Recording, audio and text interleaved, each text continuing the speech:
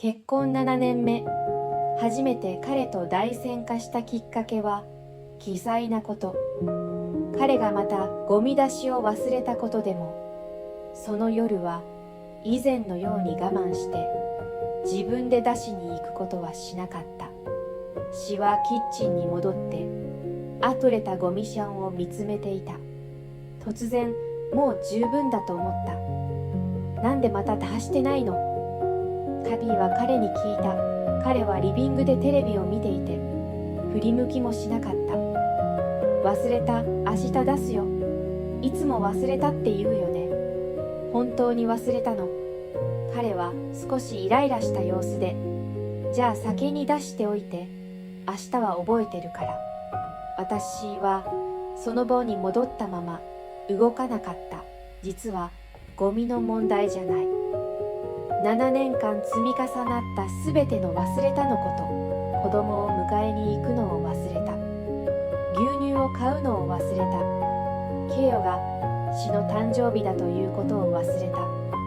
2人で家事を分担すると約束したことを忘れた。ねえ、やたばと散った。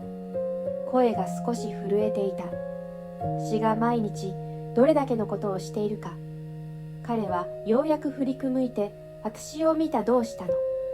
ただゴミを出すだけじゃないか。ただゴミを出すだけじゃないか。詩は彼の言葉を繰り返した。ただタミノを使うだけ。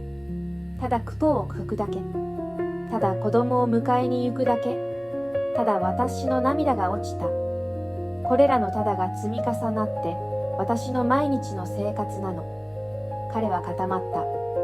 シーは朝6時に起きる。シーは続けた。チャージを用意して子供を起こして学校に送る。それから仕事に行って8時間不学。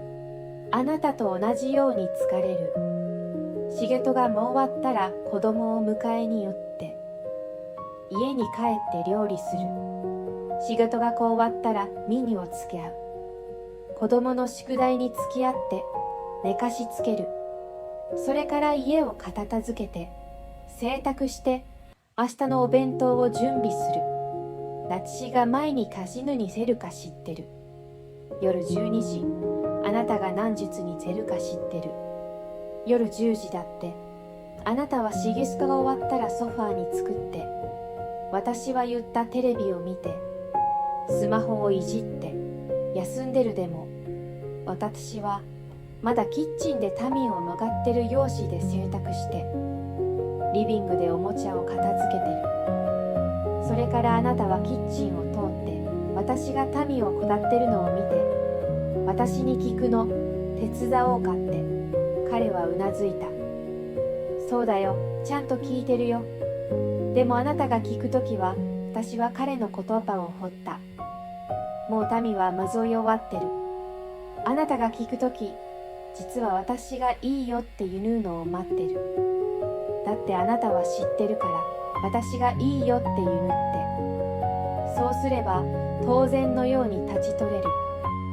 彼は口を開けたが、何も言わなかった。詩が一番疲れるのは何か知ってる。詩は言った家事をすることじゃない。私がやってるとき、いつもあなたが休んでること。詩が思い出させるここに、いつも忘れたっていうこと。詩があなたに自分から動いてほしいとき、いつも私が言うのを待ってること。そして言うの、なんで早く言わないのって。リビングが静かになった。テレビはまだついていたが、もう音は聞こえなかった。彼はソファーに作って仕出しを見ていた。まるで初めて本当に私を見たかのようにごめん。彼は言った。声はとても小さかった。こんなに疲れてるとは知らなかった。知らなかったんじゃない。仕出しは言った。知りたくなかったの。だって知ってしまったら何かしなきゃいけないから。でも知らなければ何もしないでいられる。彼は頭を下げた。その夜、私たちはもう話さなかった。私は一人でゴミを出しにあった。戻ってきたとき、彼はまだソファーに作っていた。でももうテレビは見ていなかった。ただ作ってぼんやりと前を見ていた。詩はシャワーを浴びてベッドに横になり、彼がリビングを行ったり来たりする音が聞こえた。一着、私が起きた時、彼はもうキッチンにいた。ナタカムを焼いていた。焼き方はシャタで辛みがたがれていたけど、彼は真剣に焼いていた。どうして起きてるの？詩は驚いた。僕は思ったんだ。彼は言った。これから高木は僕が作る。君はあと30分多く寝られる。私はキッチンの入り口に立って彼の不器用な後ろ姿を見ていた。また涙が落ちた。虚しいからじゃない。ついに彼が私を見てくれたから。その後の日々、彼は家事を始めた。毎回覚えているわけじゃない。木々はまだ忘れる。でも彼は努力している。彼は自分からゴミを出すようになった。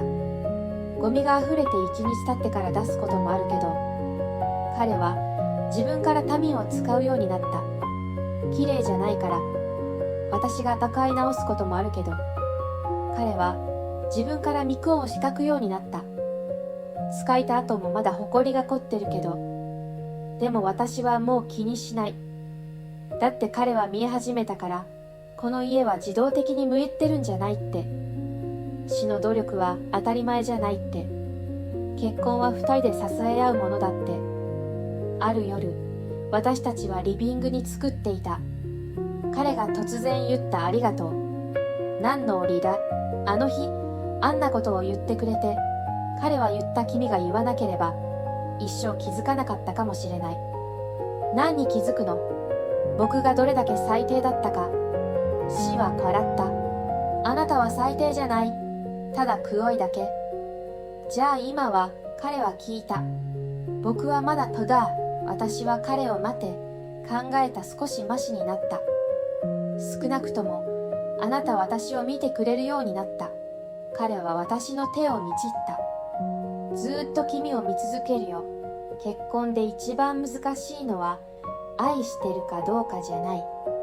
見えるか見えないか、相手の度量が見えるか、相手の疲れが見えるか、いても世話をされる必要があることが見えるか。二人がお互いを見ようとするとき、結婚は本当に始まる